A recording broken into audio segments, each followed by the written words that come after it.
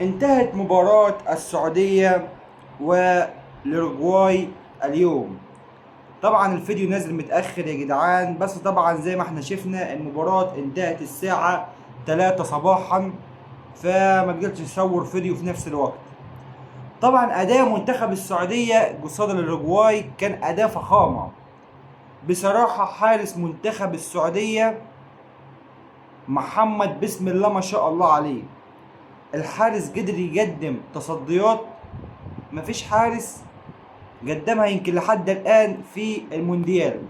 أكتر حارس تصديات في كأس العالم بتسع كور يا جدعان، يتصداها كانت تسع كور دولت أهداف مؤكدة.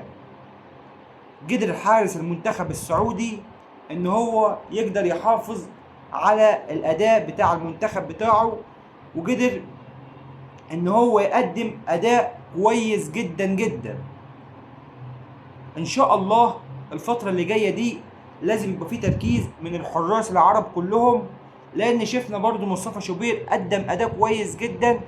طبعا منتخب تونس ده هو اللي اتدمر مننا خالص، وشفنا ياسين بولو قدم اداء برضو كويس. اما البرازيل يعني حاجات كويسة جدا من منتخب العرب.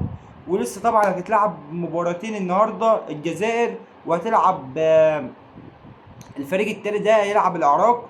يعني برضه هيبقى مباراتين قوي جدا جدا. بس مباراة الاوروجواي والسعودية هي مباراة قوية جدا جدا، وانا فرحان بهذا النتيجة ان احنا نتعادل مع فريق قوي زي الاوروجواي اللي هو مرشح بقوة في منافسة في البطولة هذا الموسم.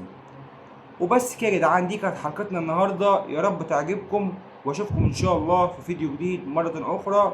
ويلا بينا نكمل باقي الفيديو بعدين، يلا بينا.